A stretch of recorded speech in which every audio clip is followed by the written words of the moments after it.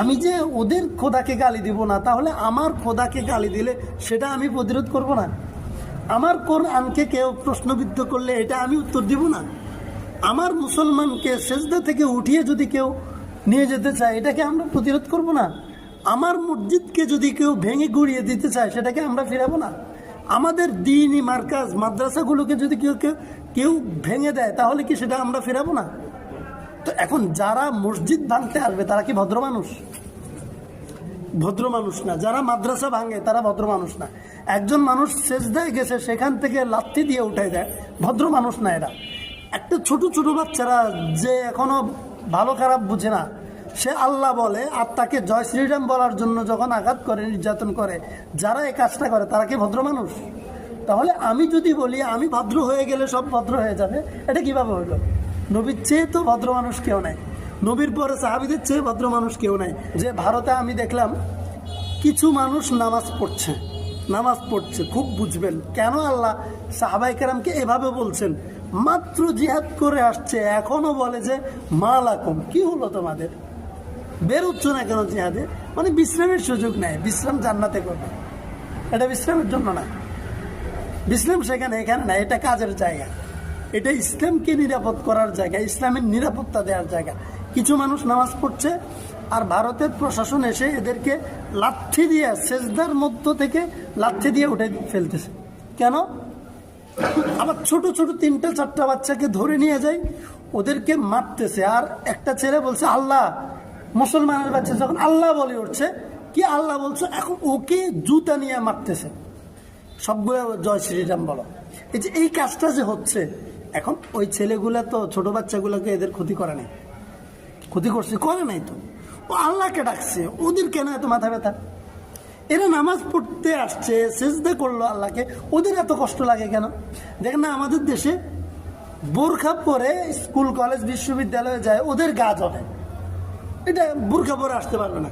এই যে কিছুদিন আগে একটা মেয়েকে একটা কলেজে বাংলাদেশে, সে অন্তঃসত্ত্বা, তাকে নিয়ে কটাক্ষ করছে। কেন?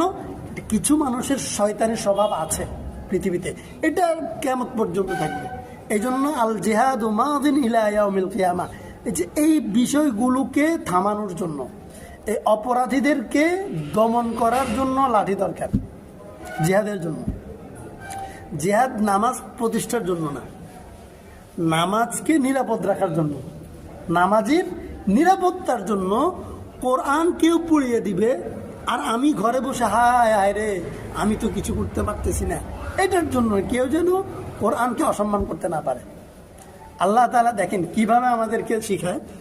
অন্য ধর্মের ব্যাপারে আমাদেরকে বলছেন লা তাসুব্বুল্লাযীনা ইয়াদউনা মিন দুনিল্লাহ ফায়াসুব্বুল্লাহা আদওয়াম বিগায়রি, যে তুমি অন্য ধর্মের উপাসকদেরকে গালি দিও না, খারাপভাবে বলিও না। কেন? তুমি যাকে বলছো সে তো মিথ্যা, ঠিক আছে, কিন্তু তাকে যারা পূজা করে তারা তো মিথ্যা সত্য বুঝে না, তারা তো তাকে পছন্দ করে, ভালোবাসে। এখন তুমি তাদের মিথ্যা মূর্তিকে দাবি দিলে, খোদাকে গালি দিলে, বকাঝকা খারাপভাবে উপস্থাপন করলে, তারা তোমার সত্য খোদাকে গালি দেবে। বুঝে আসছে? তাহলে এই গালিটা কেন দিল? আমার কারণে। আল্লাহ বলছে প্রথমত আমার কারণে যেন এটা না হয়, এই জন্য তোমরা তাদেরকে খারাপভাবে বলিও না। এই এক। দ্বিতীয়, এর পরেও আমাদের দিকে যদি কেউ তেড়ে আসে, তো আমরা তো সবাই তো নিরীহ মুসলমান, নিরীহ মুসল্লি।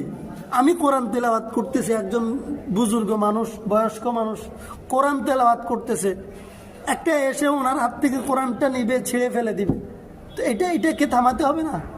আমি যে ওদের খোদাকে গালি দিব না, তাহলে আমার খোদাকে গালি দিলে সেটা আমি প্রতিরোধ করব না? আমার কোরআনকে কেউ প্রশ্নবিদ্ধ করলে এটা আমি উত্তর দিব না?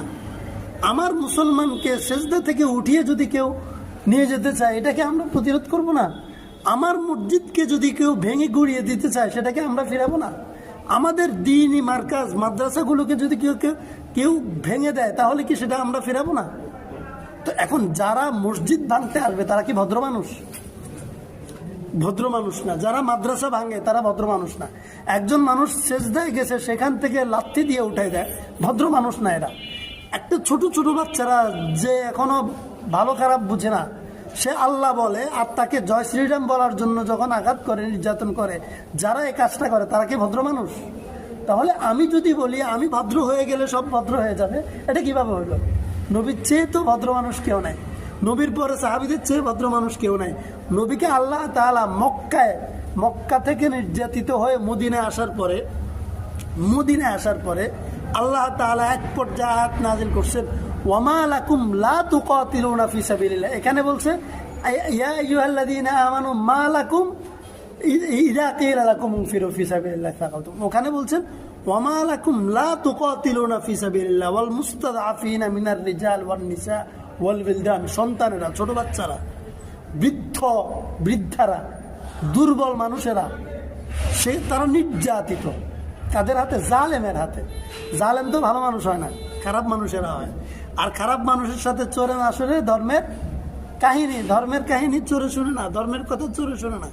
তাহলে এই যে এদেরকে, এই জন্য আল্লাহ সেখানে বলছে আপনি কি হলো, আপনি কেন যাচ্ছেন না? যারা বলছে রব্বানা আখরিজনা মিন হাযিহিল ক্বরিয়াতি যালিমি আহলুহা, আল্লাহ এই জালেমের ভূমি থেকে, ক্বরিয়াতি যালিম, জালেমের এলাকা থেকে আমাদেরকে বাঁচান। ওই এলাকাটা কোন এলাকা? মক্কা, বাইতুল্লাহর এলাকা।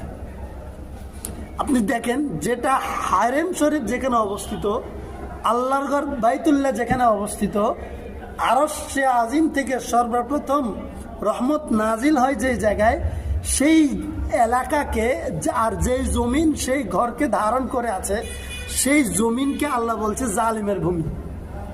চিন্তা করছেন কেন? জুলুম আল্লাহ তাআলা এটা পছন্দ করে না কোনোভাবে। এটাকে আল্লাহ, জুলুমের সাথে কোনো স্যাক্রিফাইস নেই, কোনো সমঝোতা নেই। আল্লাহ এই জন্য সেখানে নবীকে বলছেন যান। কি হলো, আপনি কেন যাচ্ছেন না ওদেরকে উদ্ধার করার জন্য? যেখানে শিশুরা আছে অত্যাচারিত, যেখানে দুর্বল মানুষ আছে অত্যাচারিত, যেখানে বুড়া আছে, বৃদ্ধ আছে, বৃদ্ধারা আছে, কেন যাচ্ছেন না? নবীকে যদি এটা বলেন আল্লাহ, তাহলে নবীর ওয়ারিস মুসলিম উম্মাহর জন্য কি এই কথা প্রযোজ্য না? আল জিহাদু মাযিন ইলা ইয়াউমিল কিয়ামা। কিয়ামত পর্যন্ত কেন? কারণ কিয়ামত পর্যন্ত জালেম থাকবে, কিয়ামত পর্যন্ত অপরাধী থাকবে, অত্যাচারী থাকবে। এটা বোঝার জন্য এই যে বাংলাদেশে এখন আপনি বলবেন দেশের সেনাবাহিনী আছে না, সেনাবাহিনী তো দেশের সংবিধান মতো যারা অপরাধী তাদের জন্য। দেশের অভ্যন্তরীণ পুলিশ কাদের জন্য? সংবিধানের আলোকে যারা দেশ চালায় তাদের নজরে, তাদের নজরিয়াতে যারা অপরাধী তাদের জন্য। কোরআন সুন্নাহের আলোকে যারা অপরাধী তাদের জন্য তো পুলিশ বাহিনী না। তাহলে আল্লাহ তো এখানে কোরআন সুন্নাহের নজরে যারা অপরাধী তাদের জন্য বলছে। তাহলে এই পুলিশ দিয়ে কি সেই কাজ হবে? এই সেনাবাহিনী দিয়ে সেই কাজ হবে না। এই জন্য মুসলমানদের জন্য এটা খুবই গুরুত্বপূর্ণ।